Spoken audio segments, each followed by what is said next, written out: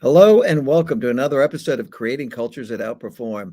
I'm Frank Warner. I'm the founder and CEO of People Productive, and I'm here with my amazing co-host Terri Mays, a certified culture engineer.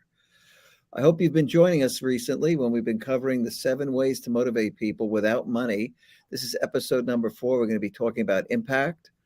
And impact is a real thing. People love to have an impact. It's very motivating when they realize they can have a big impact on something, and that can come through working on, an important product, impacting, customers, or seeing the direct connection to customers and how the work they're doing impacts them. There are a lot of ways that people have impact, and it's very clear that when people have impact, they find more meaning in the work and they're more motivated. So this is a way to tap more of the organizational energy, create more motivation and drive.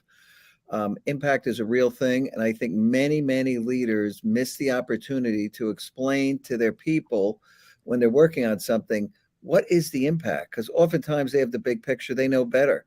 People are often working on smaller things, they may not know how that fits into the big picture and how it impacts things. So leaders should always take the time to explain to people why what they're doing matters, how it's important. That impact is going to make the person feel more motivated. It's going to give them more drive, and you're going to basically motivate them without money. And that's what this is really all about. Tara? Yes, that is absolutely true. So when you're making a difference, it's the way I like to see impact. What difference does it make that I was involved in an activity? Does it matter that I was there? Have I made a significant change? Have I made a significant increase in the work that we're doing? How am I shaping what's happening? And does it really even matter if I was there or not? So I love making a difference in people's lives. Adding value is kind of one of my strong suits. I'm looking for ways that I can be helpful, ways that I can show grace, or Mhm. just really extend a helping hand when people are in different situations. I'm looking for ways that I can do that, and not always looking for what's in it for me or how can I get something back, but how can I actually help people? How can I add value to them? So once you start focusing on the value add and not just doing things to be doing things, but really looking at what kind of a difference can I make for people? Because whether we realize it or not, we're having an impact wherever we go. Sometimes it's a positive one, sometimes it's a negative one. So, people are having an experience with you with everything that you do. Every interaction, every conversation, every email, every phone call, every single thing that you do, you are providing some level of service to the people around you. And you're either providing them with a positive experience or a negative one. And so you want to be the kind of person that's always looking to add value and have that positive experience so that when people walk away, you get a vibe. We've talked about this before, but people have a vibe. And you right away know this is somebody that I want to keep around because they really are helpful. They're making a positive impact into my life. And then you notice those people that you don't want to be around as much because you get that vibe that, they don't want to be helpful. They don't want to have a positive impact on people. And so make sure that you're, as a leader, focusing in on how you can make a positive impact on the people that are in your organization. Yeah, and I'd follow up the whole notion of people you don't want to be around. You may want to watch the series Terry and I did on people unproductive. Yes. Like I think 12 personality types that are really unproductive in the workplace that people run away from. So that was an excellent episode. I also like how Terry has framed the fact that you should be thinking about, how you can have an impact on somebody, what value you could create, what difference can you make. Your impact doesn't always have to come from the assignments you do in the workplace. This is a two-way street. It certainly can. You can do something important for the organization, and certainly, impact is a way, in fact, that you get more power in the organization because people want you around. And Yes. here's a quote from Minnie Grossman. I've always had a philosophy that position doesn't define power, impact defines power. What impact are you making on people? What impact are you making on the business? That's important. You should think about this because you could certainly as a leader, give people who are really doing great things more important assignments. They have more impact. They're going to be more motivated. They're going to have more drive. But you should be looking to create impact yourself. And you can Yes. go that extra mile. You can actually do something more than you were asked. You can go out of your way to help people, like Terry said. And so this two-way street exists, and it's not about being granted the ability to have an impact. It's about making an impact because you want to make one. And you're on Right. the lookout for things that make an impact, coming up with ideas that have an impact, and getting people behind them and then helping lead that effort. There's just Yeah. so many things you can do to have an impact, and Absolutely. really matters, right, Tara? It does. There are things you can do by just volunteering. There have been so many times, especially very early on in my career, right after I graduated from college and started working. I didn't know anything and I knew that I didn't know anything, right? So there's one thing to feel like you know everything you don't need to learn, but to know that you don't know, but you're excited I to thought you learn. did know everything. What kind of, you're shocking me here. No, I knew absolutely nothing. And so I would just volunteer to work overtime. I would volunteer to come in on the weekends. I would volunteer to sit with other people and learn what they did. I learned so much just by volunteering. And that it's still very true today. I still volunteer to go and learn about other people's jobs, or I'll just sit with people. I used to do it more often than I do now, of just sitting with random people to learn what they do. Now I'm in more of a virtual work office, so I'm not around people as much. But man, I would just go and ask people what they do. I would volunteer to help if there was anything that I could help with, whether it was inside my area of responsibility or not.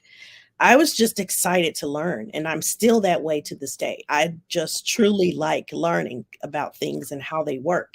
And so that's one way right out the gate that you can make an impact on people, just by being a can do person, trying to find a way to make it happen instead of saying, well, these are all the reasons why it won't work. Instead of being that person, you can be that person that says, well, let's just think about it. What if we had, this of what if we had this amount of time and this much money? What could we get done? And it's not always what was requested, but can we do something? What's the minimum viable product? And everybody that's Yeah. working in the agile space knows that that's kind of the key buzzword. You're looking for that minimum viable product. What can we do that will be viable? It's a truly viable solution. It's not just a piece of junk. We're not trying to deliver crap to people.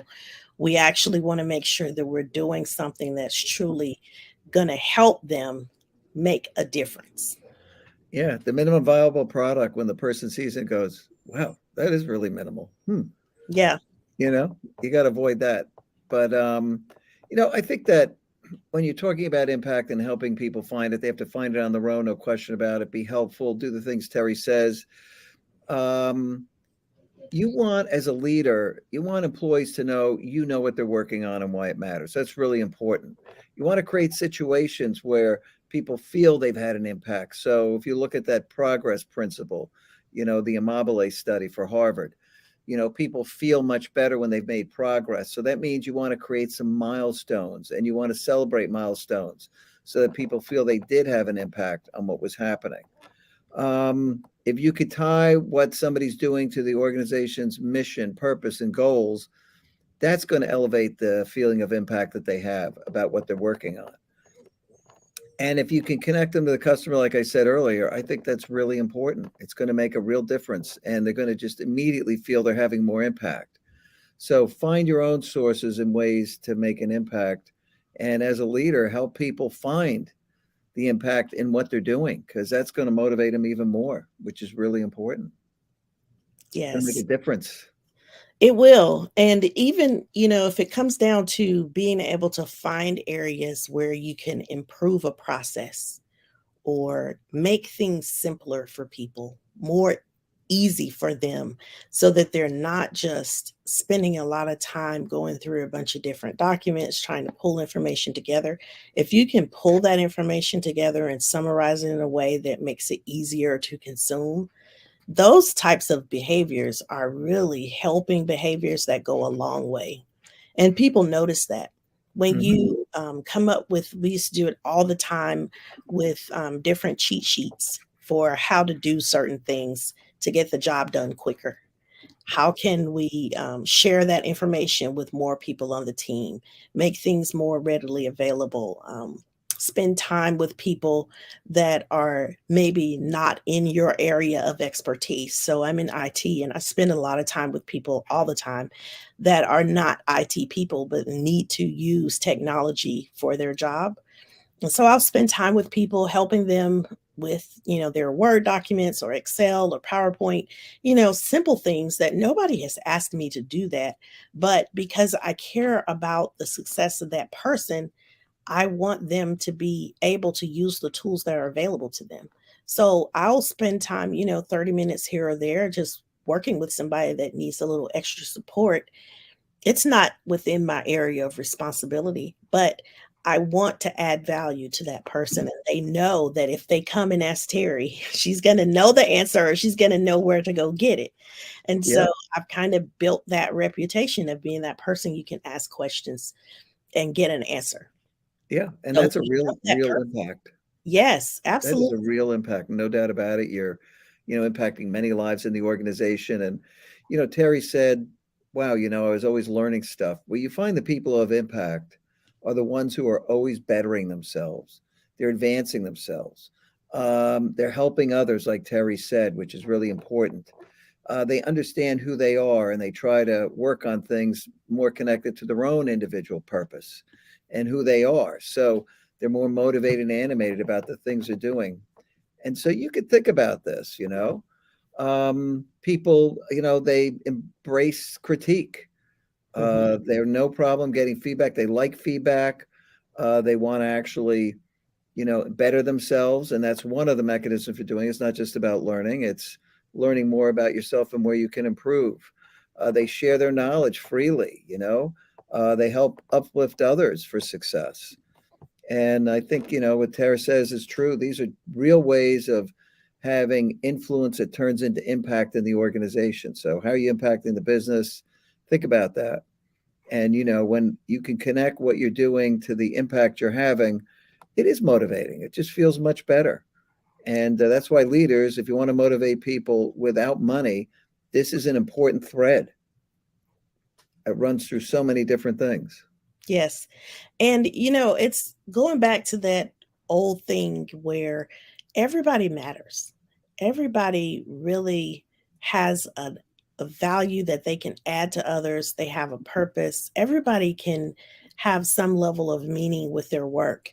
And as a leader, you want to identify those areas and really start to hone in on the people that are in your organization and start to know who they are, what their strengths are, what their weaknesses are, and truly lead them, not just, it's very easy to assess a person and say, yes, they're not leadership material, or, they're not, or no, they're not leadership material, or no, they don't have the skills to go to the next level. But how can you, as a leader, influence and as a leader, direct and orchestrate things in a way that helps that person grow? Those are the kinds of things that you want to be doing as a leader to make sure that everybody knows that they matter and that what they're doing has value. And when people know what they're doing has value, it's just like what Frank said earlier. They're going to put in more effort. When I understand the impact of the work that I'm doing, I'm going to Mhm. make sure that it is the very best work that I can possibly produce. Yeah. So, always look for ways to have an impact as an individual, better yourself as a leader, help people find that connection between what they're doing and the impact they're making. And that's really, really important. It's one of the ways to motivate people without spending money. Next week, we're going to be talking about another one of these seven, which is recognition. Also, another thing that doesn't cost anything, and it is very motivating. There are lots of ways you can do recognition. So we'll be talking about that a little bit. That'll be way number 5 on how to influence people without spending money. Remember, we're here every Wednesday at 3 o'clock Eastern. We're live on LinkedIn, and we hope you enjoyed the show. See you next week. Take care. Yes. Bye for now.